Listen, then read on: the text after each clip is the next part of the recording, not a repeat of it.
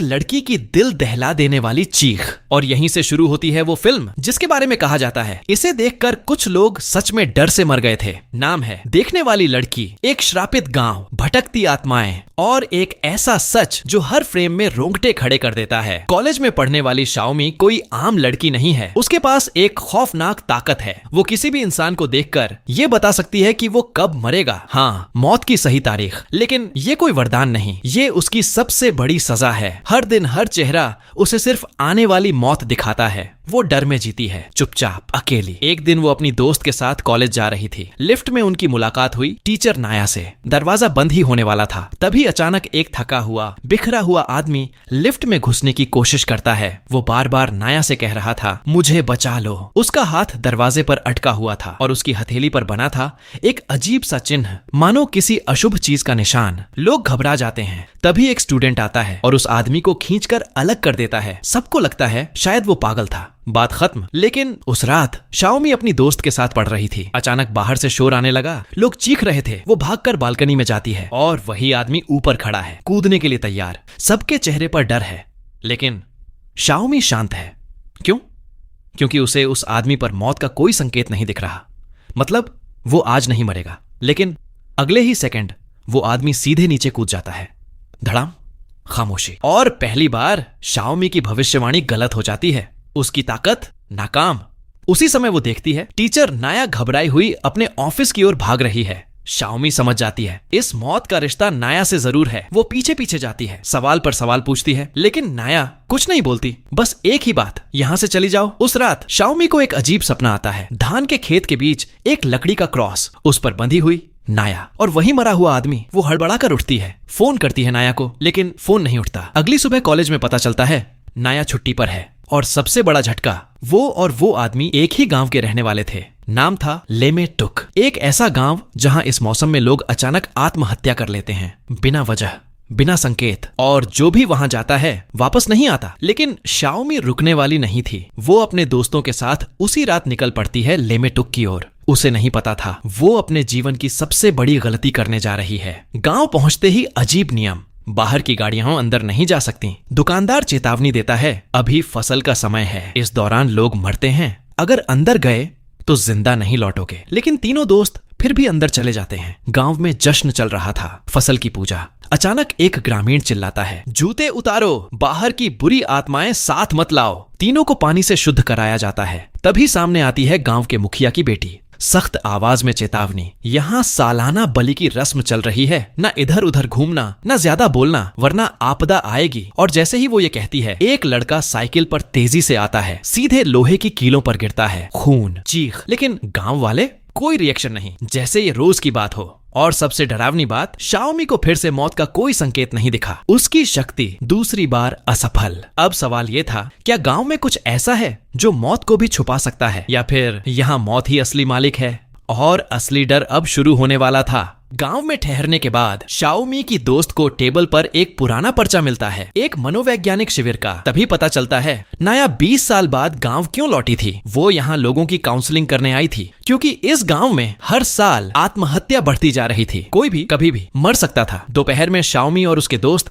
Counselling session देखने जाते हैं, लेकिन सबसे पीछे चल रही उसकी दोस्त अचानक रुक जाती है। उसे एक अजीब सी तीखी आवाज सुनाई देती है, जैसे कोई फुसफुसा रहा हो। उसे लगता है कोई उसके पीछे चल रहा है, पर जब वो मुड़कर देखती है, कोई नहीं। रात होते होते उसकी दोस्त का व्यवहार बदलने लगता है। उसकी आंखें खाली हो जाती हैं, हाथ में एक फल काटने वाला चाकू, और पीछे से एक काली परछाई गुजरती है। अचानक वो खुद को चोट पहुंचाने लगती है, लेकिन समय रहते शाओमी उसे रोक लेती है। एक और जान बच जाती है। शायद काउंसलिंग सभा शुरू होने में आधा घंटा बाकी था। शाओमी चाहती है उसकी दोस्त भी साथ चले, लेकिन वो मना कर देती है। कहती है मैं ठीक हूँ, और कमरे में अकेली रह जाती है, मोबाइल चलाती हुई। तभी कुछ होता है, कुछ भयानक। वो डरकर बाहर भागती है। सब लोग उसे देख लेते हैं, लेकिन उनकी आंखों के सामने एक और सच्चाई है। उसे लगता है कोई औरत उसकी गर्दन दबा रही है, लेकिन जब लोग पास पहुंचते हैं वो फांसी लगा चुकी होती है। दोनों लड़कियां उसे किसी तरह नीचे उतारती हैं। सांस चल रही है, जिंदा है, लेकिन अगले ही पल वो जैसे बेहोश दिमाग से फिर अंदर भागती है। मोबाइल उठाती है। कमरे के बीच में एक छोटा लड़का बैठा है, बिल्कुल चुप। शाओमी हिम्मत करके आगे बढ़ती है और अचानक लड़का जमीन पर गिर जाता है, उसका मुंह धागे से सिला हुआ। अगली सुबह उस लड़के का अंतिम संस्कार होता है। लाश मिट्टी में रखी जाती है। दादी आखिरी बार देखने आती है, लेकिन तभी मिट्टी के अंदर से एक औरत का हाथ बाहर निकलता है और लाश को पकड़ लेता है। लोग जड़ हो जाते हैं, लेकिन अगले ही पल सब सामान्य, जैसे कुछ हुआ ही नहीं। उधर शाओमी की दोस्त अपने हाथ पर एक निशान देखती है, वही अजीब चिन्ह जो लिफ्ट वाले आदमी के हाथ पर था। वो उसे धोती है, रगड़ती है, लेकिन निशान नहीं जाता। घबराकर वो अपना चेहरा पानी में डुबो देती है, लेकिन अचानक जैसे कोई उसे पानी में दबा रहा हो, वो डूबने लगती है। आखिरी ताकत से वो खुद को बाहर निकालती है। दूसरी तरफ गांव के मुखिया की बेटी अपने पिता से झगड़ रही है। ये श्राप खत्म क्यों नहीं करते? हर साल लोग मरते हैं। लेकिन मुखिया शांत है, ठंडा। उसका जवाब और डरावना है। हर साल कुछ मौतें जरूरी हैं, तभी फसल अच्छी होती है, तभी सबका पेट भरता है। मतलब ये आत्महत्याएं नहीं, बलि हैं, जानबूझकर दी गई बलि। बेटी गुस्से में गिलास तोड़ देती है। क्या जीना सिर्फ पेट भरने के लिए है? वो झुककर कांच उठाने लगती है। तभी वही तीखी आवाज। छत से कुछ भूसे जैसे तिनके गिरते हैं। उसे लगता है कोई उसके पीछे खड़ा है, लेकिन जब वो मुड़ती है,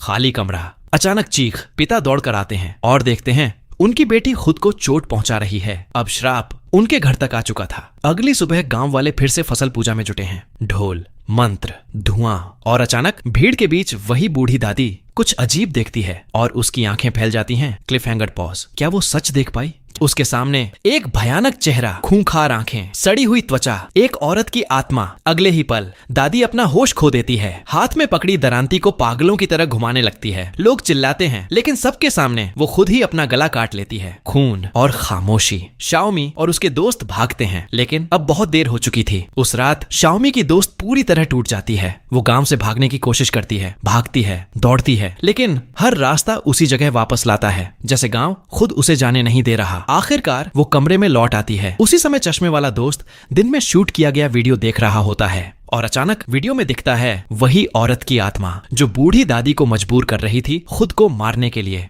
वो सोचता है ये भ्रम है, लेकिन अगले ही पल वो आत्मा सामने खड़ी होती है। कांच की बोतल गिरती है और सबसे खौफनाक दृश्य शुरू होता है। High tension pause. अच्छी बात ये कि शाओमी समय पर पहुंच जाती है, लेकिन उसके नजरिए में दोस्त किसी आत्मा से नहीं, खुद को ही नुकसान पहुंचा रही थी। लगातार हो रही घटनाओं के बाद शाओमी नाया से सच पूछती है और तब सच सामने आता है। इस गांव का श्राप कोई रहस्य नहीं, सब जानते हैं, लेकिन नाया का मानना था ये सब लोगों के दिमाग का खेल है। 20 साल पहले वो गांव छोड़कर गई थी विज्ञान पढ़ने, ताकि साबित कर सके कोई श्राप नहीं होता और जब वो लौटेगी सब ठीक हो जाएगा। लेकिन अब उसे भी मानना पड़ रहा था कुछ है जो विज्ञान से परे है। उसी रात नाया नींद से जागती है और देखती है कमरे में कई लाशें लटकी हुई हैं। फिर मुड़ती है तो वही आदमी जो इमारत से कूदा था उसे घूर रहा है और अचानक पीछे से वो औरत की आत्मा प्रकट होती है, रस्सी उसके गले में डालती है और उसे हवा में लटका देती है। नाया की मौत शाओमी को तोड़ देती है। दर्द से बचने के लिए वो नींद की गोलियां लेने लगती है, लेकिन तभी वही तीखी आवाज और बिस्तर के नीचे से एक डरावना बिजूका निकलता है। वो जबरदस्ती गोलियां उसके मुंह में ठूंस देता है। शाओमी बेहोश हो जाती है और तभी उसे उस आत्मा का अतीत दिखता है। 40 साल पहले इस गांव में भयंकर सूखा पड़ा था, फसल बर्बाद, लोग भूखे। तब के मुखिया ने फैसला लिया भगवान को खुश करने के लिए एक इंसान की बलि दी जाएगी। 15 साल की एक मासूम लड़की चुनी गई। उसी रात उसे पीट पीट कर मार दिया गया और उसके शरीर को बिजूका बनाकर खेत के बीच गाड़ दिया गया। उसकी माँ टूट गई, लेकिन वो कुछ कर नहीं सकी और फिर उसने खुदकुशी से पहले गांव को श्राप दिया, ये जमीन उपजाऊ होगी, लेकिन हर फसल के मौसम में जो भी इस अन्न को खाएगा वो मर जाएगा। माँ के मरते ही लड़की की आत्मा एक प्रतिशोधी प्रेत बन गई और तब से हर साल वो अपना बदला ले रही है। शाओमी बच जाती है, दोस्त उसे होश में लाते हैं, वो सब सच बताती है, लेकिन तभी उसकी एक और दोस्त अचानक चाकू खुद पर तान लेती है, पागलों की तरह बाहर भागती है। चश्मे वाला उसके पीछे दौड़ता है और तभी दरवाजा अपने आप बंद। पीछे से आत्मा आती है, शाओमी के सिर पर दुपट्टा डालती है